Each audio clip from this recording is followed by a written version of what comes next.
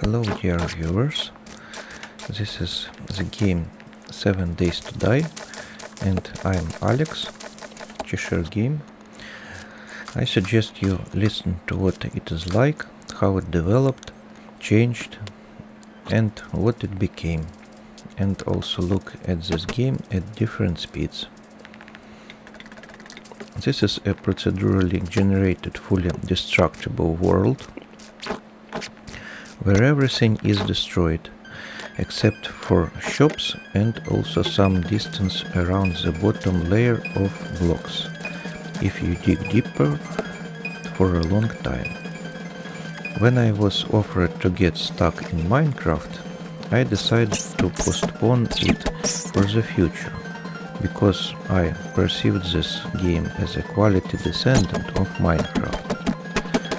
Of course, nothing can replace the original Minecraft for true fun, and they are right in their own way. But for those who are ready to consider alternatives, I am sure it will be very interesting to watch or remember. The money was raised for the game by crowdfunding through Kickstarter. People come up with a concept and methods for its implementation and putting it up for consideration, either collect or not the necessary amount of money. And as practice shows, this method gives us great games created by those who really appreciate it, love it, and know how to do it right.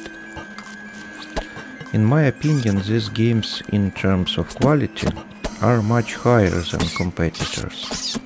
Not all, of course, but most of them.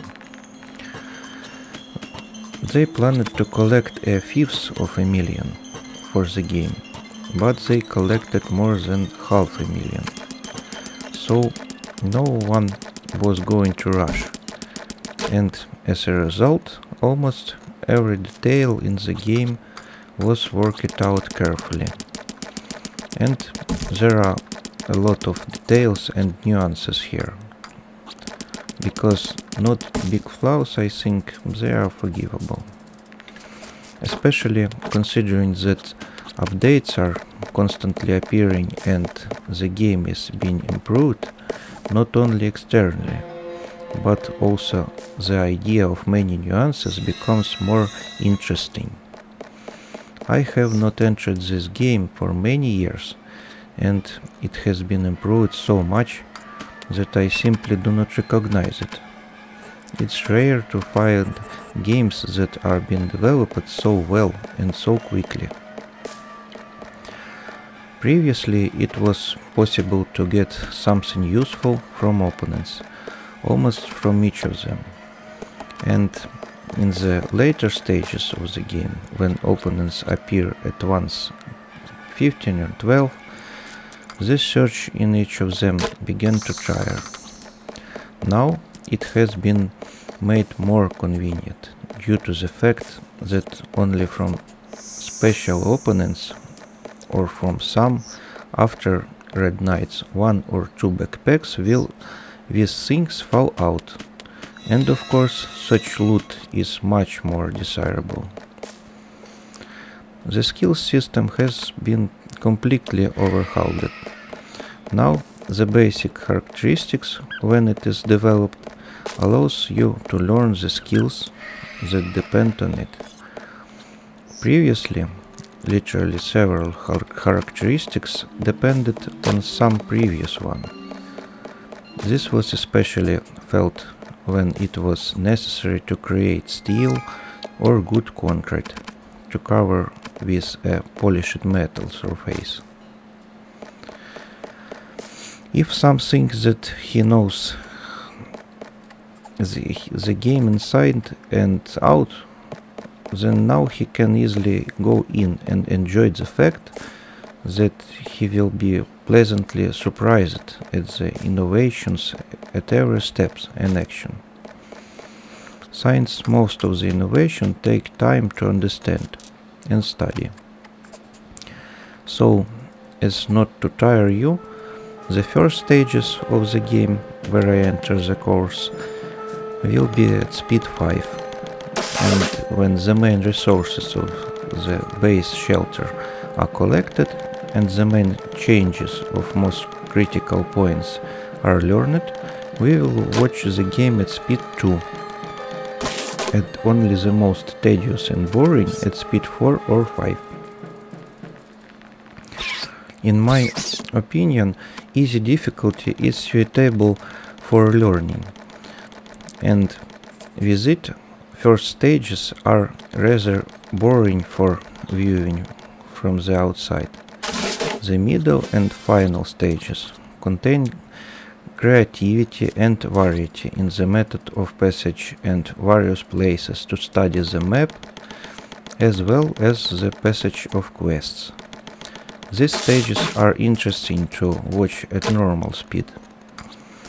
When I understand and get comfortable with everything new, I think it will be interesting to see the passage of the maximum difficulty in the future, where most of the settings and eventually all settings will be set in the most difficult way possible. Previously in the game, the safest way to start and survive the first week was to craft 5 shovels and dig yourself a channel under the mountain. Then gradually make this tunnel a mine, increase the shaft to the full size of the hull, make emergency exits, and in the future exits for the motorcycles.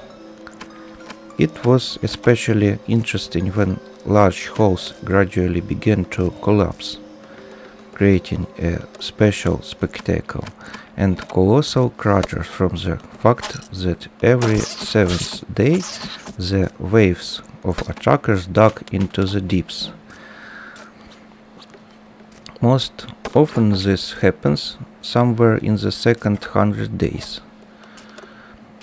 And in order for this to happen faster, it was interesting to set the time of day to the minimum in the settings. I do not yet know if there is a similar system of mineral deposits. Previously, the creation of a mine tunnel from the hulls was accompanied by the study of local veins with useful resources that were rare and in small quantities on the surface. Therefore, it was interesting to reach the periods when the attackers brought down the ceiling of the hull, since all the time it was busy with an interesting search. And then, suddenly, the ceiling collapses.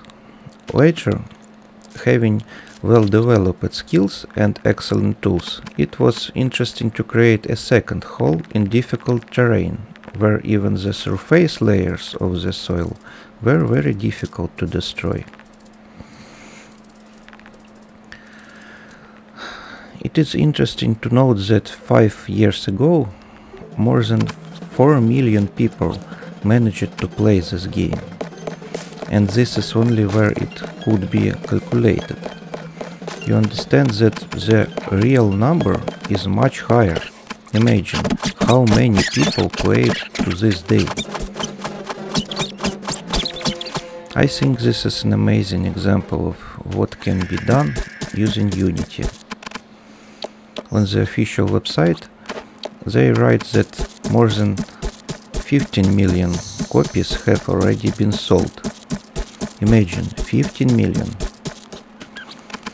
I am amazed by such success because the game continues to improve, which means that this achievement for the creators is far from the limits. I think we will consider each of the biomes because in each of them it makes sense to survive in its own way, because there is a unique balance of what is there a lot and what is not enough. Therefore, I think it will later be interesting to try to survive from the start at maximum difficulty in each of the biomes. So the first video stops. See you in the next video. Bye.